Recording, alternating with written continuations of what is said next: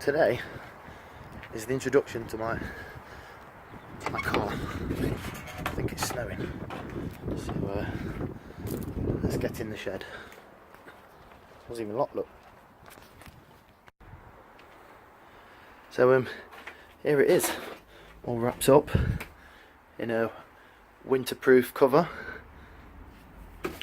Nice little samurai sword umbrella there, totally JDM. Alright, let's move some of this shit. What have we got? Massage table, Halford's advanced fucking tool set, and a box. Let's get some lights. There we go. As you can see, this garage is top notch. Some American football pads there. Used to play American football. And mountain bike over there. Used to do a bit of mountain biking. So let's get it uncovered.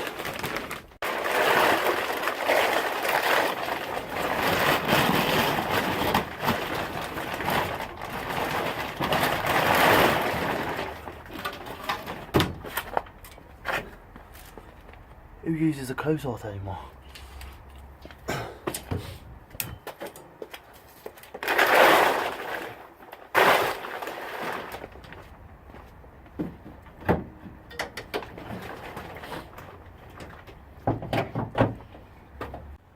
Right, so here it is.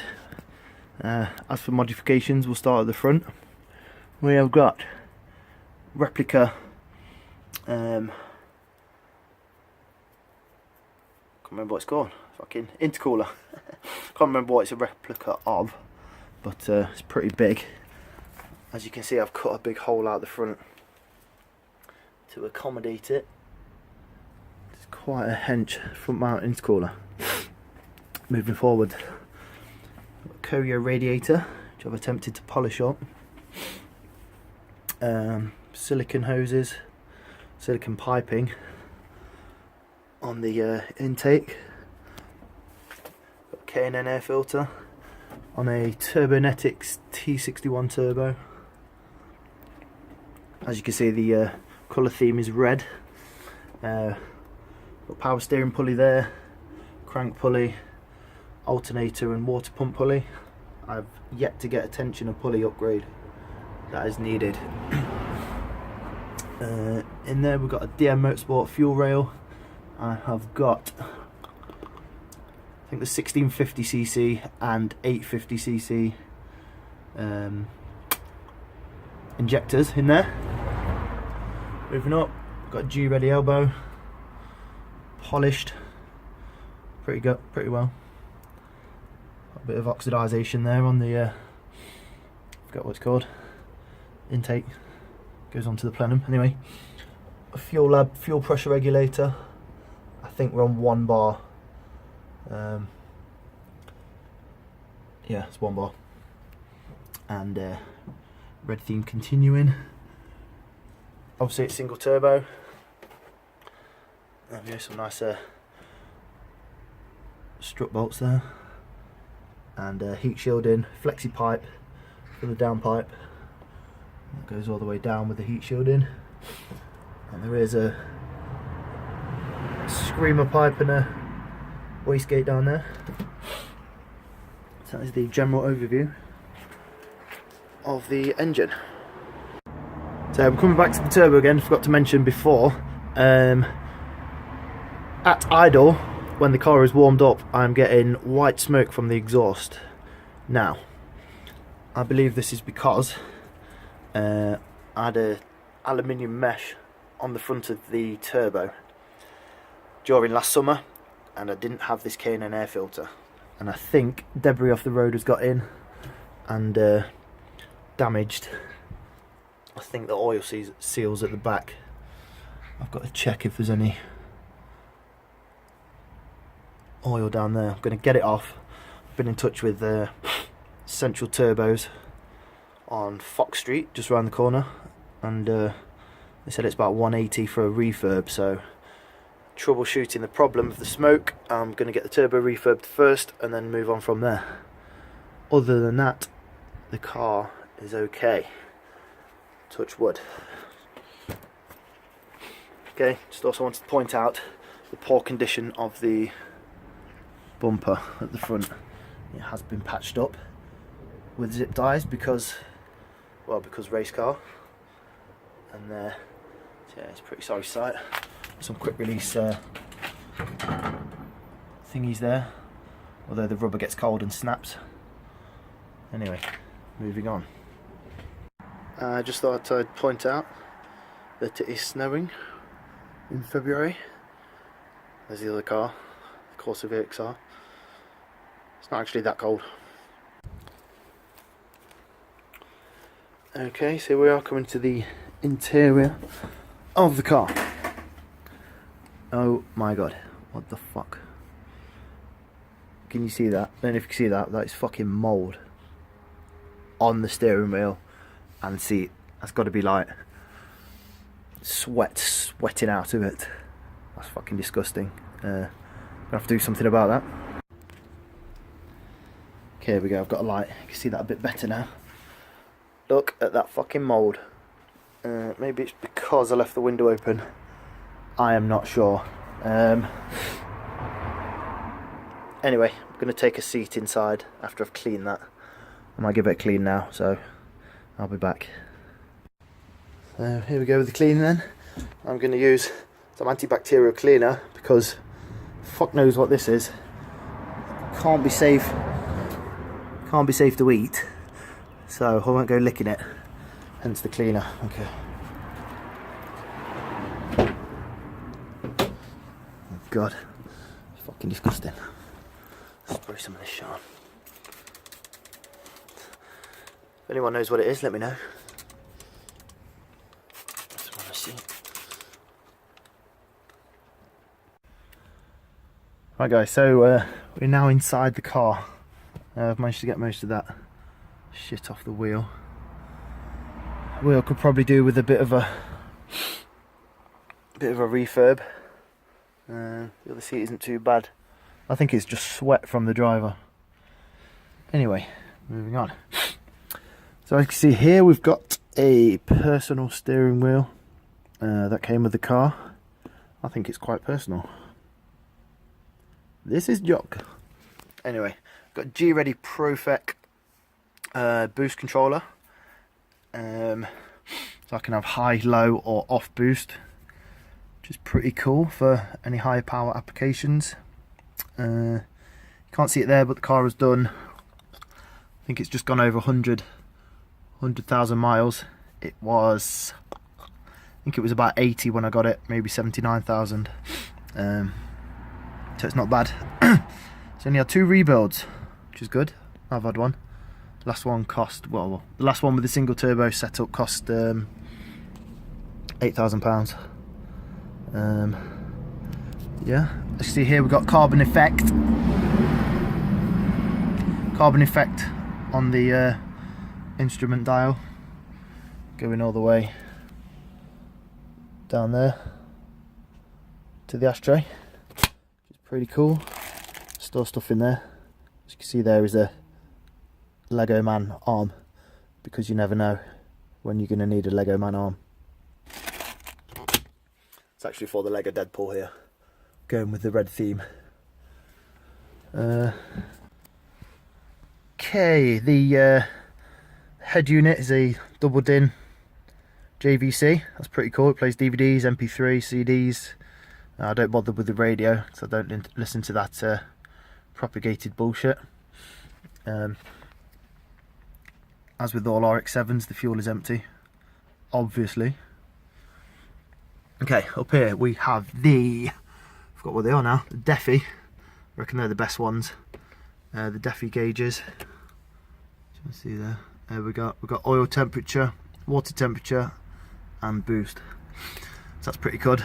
I went for the central one because I didn't want to get the A pillar done, because there's not really fucking 4 fingers width space there. It would have come up to here. I don't think it would have done visibility any good. Got a wide Broadway mirror there. Dead piston because Rotary. Usual JDM stickers. That seems to have fell off. Always happens. Don't know if that happens to anyone else. The sticky thing. It always comes off in the summer because it's so fucking out. It's frozen solid. Shit. That's fucked. Anyway, got the Pexi Commander. That's good for mapping, of which I know fuck all. But yeah, you can see all your readouts on there. Just links in with the boost gauge, because knowing what everything is doing is better than not knowing what everything's doing. So you need lots of information is good. Down here, it's quite a mess. I actually took out the aircon, which also included the rear windscreen heater, which I didn't realise. So that doesn't work either. But race car. And the original flare. Glove box, what is in there? We've got the Defi controller, some other assorted chargers and shit. Some jet testing there. I kind of fucked that up a bit when I took out the aircon, but it's not too bad. In the back, bring the seat forward. Whoa. AA road map, just in case. You know, if you ever want to visit Whittington in Gloucester. Anyway, yeah, I forgot to mention this is the RX7 FD 1992 Type R. It was a Japanese import. So it has got the rear bucket seats, which are tiny. Literally, if someone had no legs or they sat sideways, they could get in if they were small. I have had people in the back before. Standard rear strut bar, nothing too fancy just yet. I do want to get a roll cage, because race car. Just a quick point to note, if you are over 6 feet, you tend to have to dislocate your hip and your knee to get out of an RX-7. It is not the most elegant of cars to get in and out of. Okay, so yeah, it doesn't scrub up too well. I mean, it does scrub up quite well once it's all cleaned. It's not looking bad. Okay, moving on.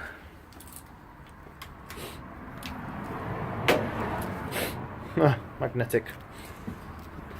Okay, we're going into the boot, or the trunk. Okay, as you can see here, we have old school JBL amp. Could probably do with an upgrade, some shoddy wiring. Carpet is quite clean.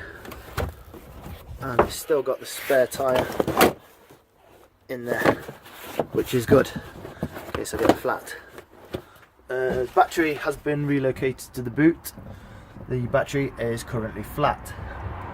That will need replacing as well, and then I can do another video and show you the car started up. The original toolkit is present. Like I'm doing a sale. Hi, RX7 for sale. No, I'm not going to sell it, ever. I have to go to Afghanistan to get this bad boy. This will not be sold. Okay, that's about it with the boot. Down here, we've got titanium. Bit dusty.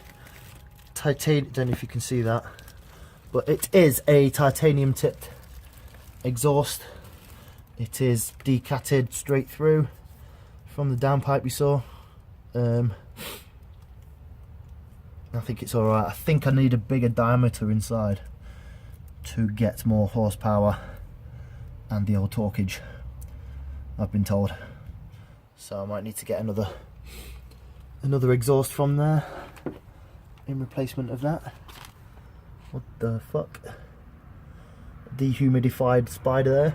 Lol. Okay, one final thing, forgot to mention.